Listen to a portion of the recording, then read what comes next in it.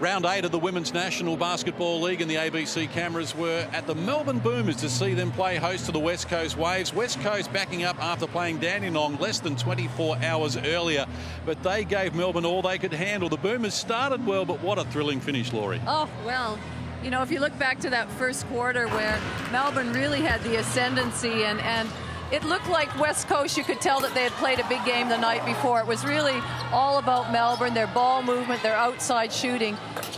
Second quarter, I thought that they came back a little bit, West Coast, but still, they always looked really comfortable.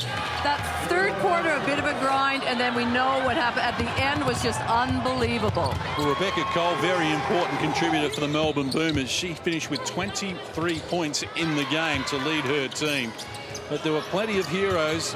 Rebecca Allen had a great game before fouling out, and certainly foul problems late in the game almost cost the Melbourne Boomers the win. Well, it did, and they were in foul trouble really early in that fourth quarter, which allowed West Coast to go to the line and keep them in the game. That's really where they got the momentum, because they were very good at the foul line. A couple of players fouled out and then into overtime. So, you know, John, it was really a case of West Coast fighting back, grinding it out. I thought that Melbourne lost a little bit of focus, but you never can do that in a game like this.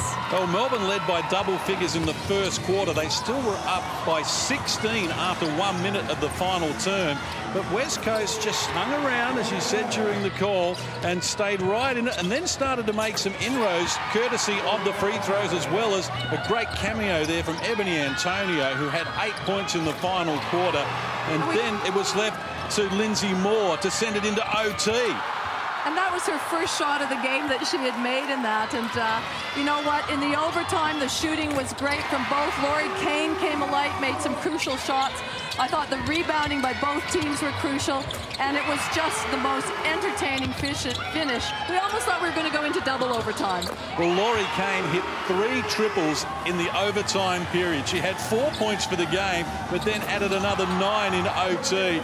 But Sarah Graham dragged her team back into the equation, and then it was Lindsay Moore who had 3 free throws to tie it up again. She made the first 2, couldn't make the last one. Melbourne got the last say, and 87-84 was the final score. An epic here between the Boomers and the West Coast Waves.